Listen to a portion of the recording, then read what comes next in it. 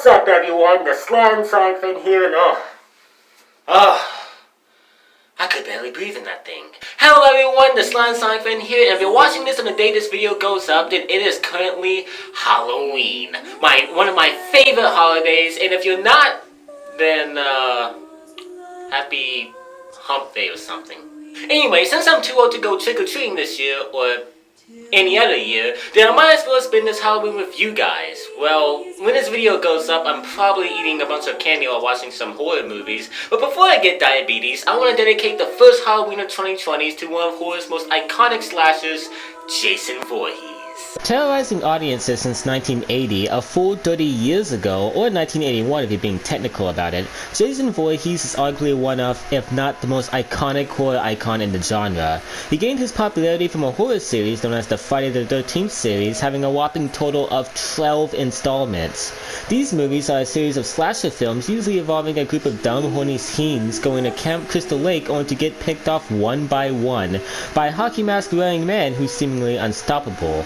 As the series progresses, it naturally gets more insane with each new installment, and to prepare for this list, I sat through all 12 of the movies to refresh my memory on them, and it was not as fun as I initially thought it was going to be, mostly due to the fact that the first 6 movies kinda all feel the same. While these movies are fun to watch every once in a while, they do kinda get repetitive if you go through them back to back. But now that my memory is properly refreshed, I can finally begin counting down my top 10 Friday the 13th movies. But before I do so, do you know that my opinion may be controversial, since some movies in the series people absolutely loathe, I find quite enjoyable. But now that that's all said and done, let's finally begin. Did you guys hear that? Now before I tackle my top 10 favorite movies out of the series, I first want to get my dishonorable mentions out of the way real quick, so let's begin. Now my least favorite movie out of the entire series is Friday the 13th Part 2. Now I get it, not only is this movie amongst the first in the series, but it also introduced Jason Voorhees, the staple of the series now. So why in the world do I not like this movie? Well, I'll start with the good, then go to the bad. First off, having Jason, the main focus of the movie, be the killer in its sequel is a pretty cool idea. While the cast of characters aren't particularly interesting, they're not certainly unlikable. So what's bad about it? Well, for one, while the kills are heavily toned down in terms of gore from the first, second, even though this is the first movie Jason is the killer, in this one, he is yet to be refined as the intimidating, indestructible, towering brute he's known as now. He slowly molds into that as the series progresses. However, in this movie, this guy is not the least bit intimidating. In the final act, we see just how incompetent he is as a killer, almost to the point where it's kinda laughable, and that dumb bag over his head doesn't make it better. I'll admit, under the mask, he looks pretty awesome, but that's really the only awesome thing about him in this movie. And third, the ending is super dumb. So while this movie was a nice foundation for what was to come, on its own, it's not particularly interesting. The second dishonorable mention is Jason X, my second least favorite installment in the series. Now before I get started on this one, I want to make it clear that I do not think this movie is anywhere as bad as people says it is. While it's certainly not good, it's not a complete dumpster fire. Being the 10th installment in the series, hence the name Jason X, this movie has Jason get frozen and later reawakens in the future, where he's in a spaceship with a plethora of potential victims. So he gets to killing. Despite how ridiculous that idea sounds, that could very well make for a good, fun movie, even a scary one if handled properly. And that's where the problems of this movie lie, the execution. On the good side of things, the sci-fi effects in this movie are alright, the characters are not the best, but they're not bad either, and the kills are cool. On the downside of things, how do I put this lightly? The dialogue in this movie is horrendous. Not only that, but there are so many confusing and off-putting tonal shifts. The main problem with this movie is it's trying to be funny most of the time, and I would be down for that if this movie was actually funny. However, most of the jokes will make your eyes roll, and the only remotely funny thing in this movie is Professor Loeb's death. Guys! It's okay, he just wanted his machete back! And to top it all off, this movie doesn't even really do much to utilize its futuristic setting in an effective way. The only cool futuristic things in this movie is the Camp Crystal Lake simulator and when Jason becomes a cyborg. Speaking of which, imagine being trapped in a claustrophobic ship with a cybernetic Jason. That'd be horrifying, but this movie doesn't even utilize that idea effectively, and all he does in his cybernetic state is decapitate a robot who still survives, by the way. He doesn't even kill anyone in his cybernetic form. So yeah, this movie is trying to be a comedic horror movie, but it fails at both comedy and horror. It's sort of entertaining, but that's all it is. A somewhat okay way of getting through an hour and a half. Objectively, this movie is actually kind of worse than the second installment, but I'd rather an interesting, dumb movie than a boring one. And plus, there's this scene.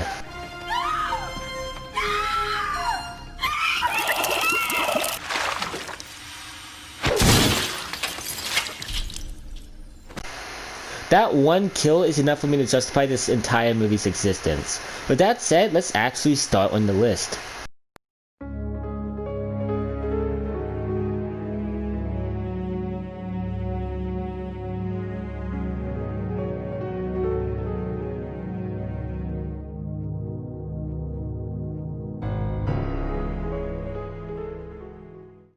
Coming in at number 10 is the original Friday the 13th.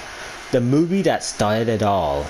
This movie centers around a group of camp counselors getting a camp prepared when they're all attacked and murdered by an unknown killer.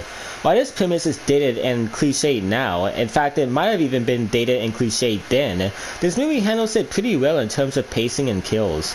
Even though this movie was made in 1980 and was made with a shoestring budget, each of the kills are pretty cool and gory, especially for the time. Ah, the 80s and 90s, back when practical effects were used primarily, which is why movies made in the 70s hold up more than movies made in the 2000s. The characters aren't very interesting, but they're still somewhat enjoyable. Story-wise, once the killer gets revealed to be a seemingly sweet middle-aged woman, that's a pretty cool twist since most slashers consist of a huge bulking man. Oh wait. Anyways, we get a pretty cool backstory as to the killer's motives, which gives a really interesting and somewhat sympathetic explanation as to why Miss Voorhees is kind of a psychopath, and her decapitation is freaking gruesome. And you cannot forget that chilling ending that was so good the next two sequels tried to replicate it. You have the final goal in a canoe drifting peacefully in the lake when bang!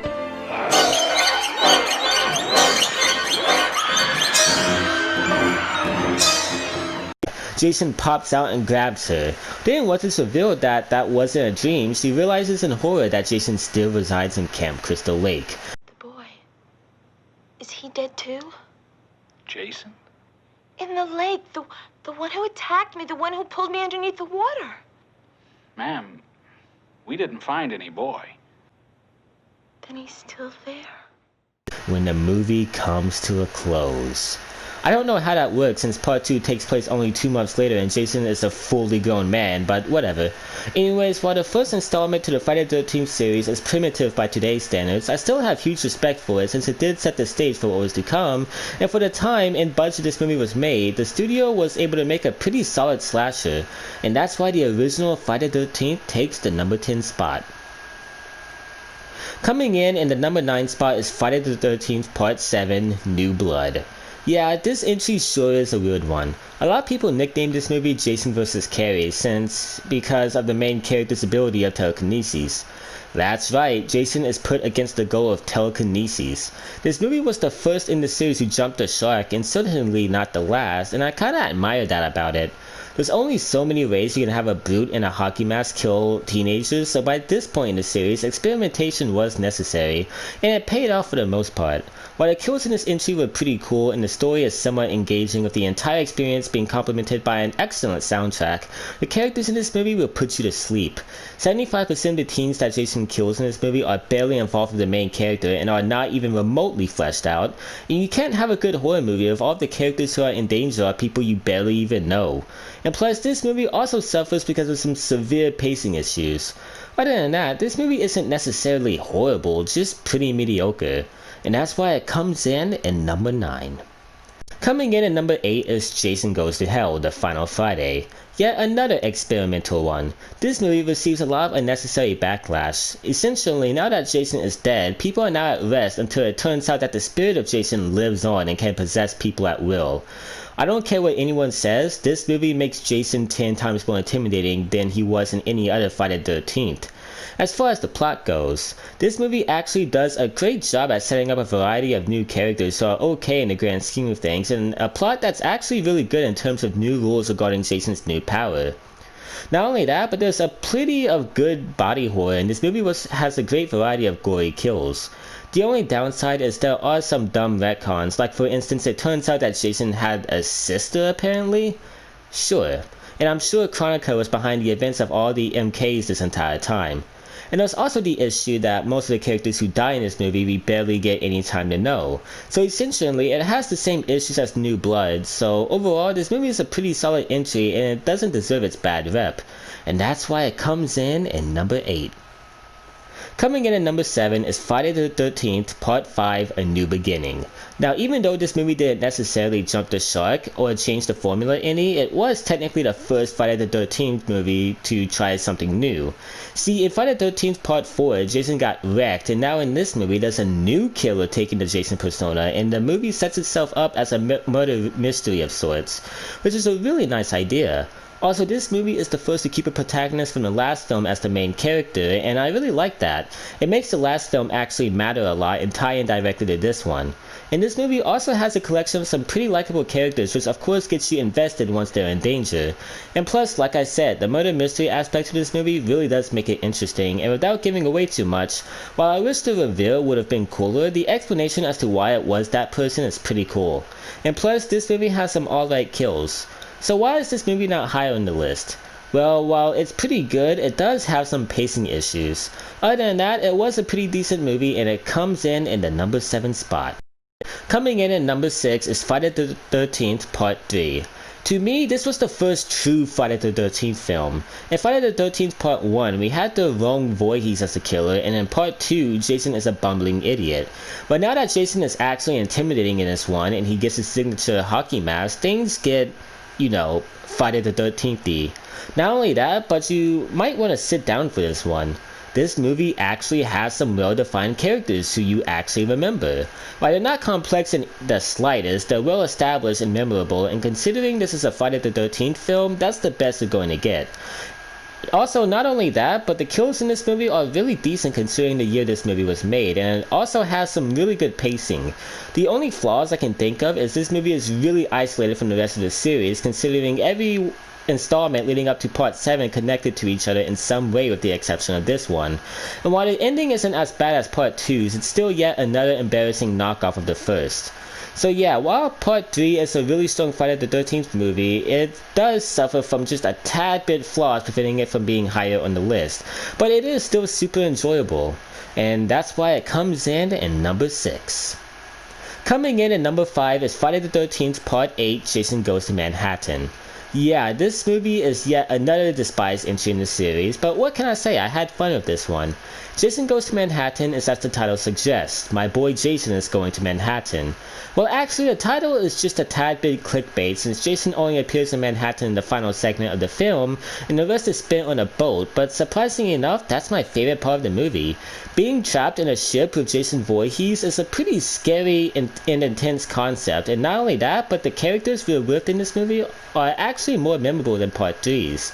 They're not complex nor interesting, but they are far from just nameless victims, especially the last 3 survivors.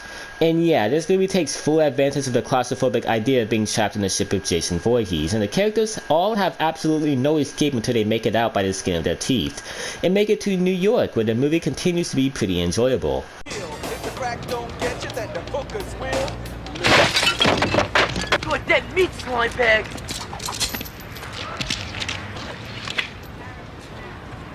Yo man, it's cool. It's cool, man. It's cool. Also, the movie does a good job in terms of pacing, and the kills are all decent. The only flaw I can think of is aside from moving him to a new location, this is still your typical Friday the 13th movie, and it does still have a repetitive formula, but it's a darn good one, and it comes in at number 5. Coming in at number 4 is Would You Know It, Friday the 13th Part 4, The Final Chapter. Easily the best of the original 4 classics. To start off, Jason continues to be intimidating from the last film, and he's not playing around, considering all of the kills in this one are pretty sick. Easily the best out of the originals. Not only that, but like Part 3, the characters are all decent and somewhat memorable. I don't really have a lot to say about this one, it's literally just an upgraded Part 3. However, one thing I can say is the climax is amongst my favorite moments in the series. All those reasons are why Friday the 13th Part 4 takes the number 4 spot.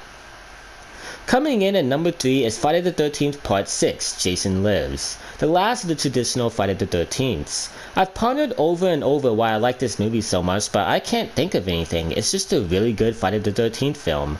Tommy Jarvis, a side protagonist of Part 4 and the main protagonist of Part 5, makes his final appearance in this movie trying to rid the world of Jason forever.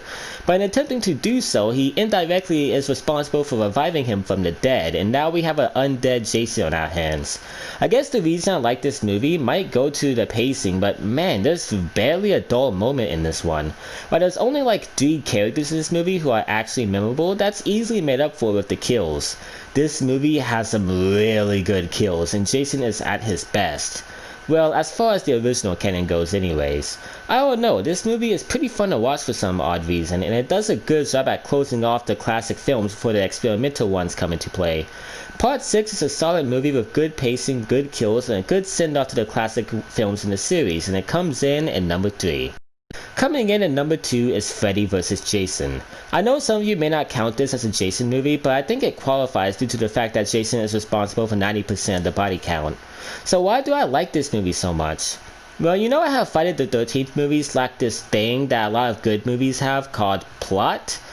And they're all pretty formulaic up until Part 7. Yeah, well this one has Freddy in it, and I'm personally in love with the Nightmare on Elm Street films due to the fact that Freddy is an awesome antagonist and those movies have pretty entertaining plots. So naturally, he gives this movie an actual plot.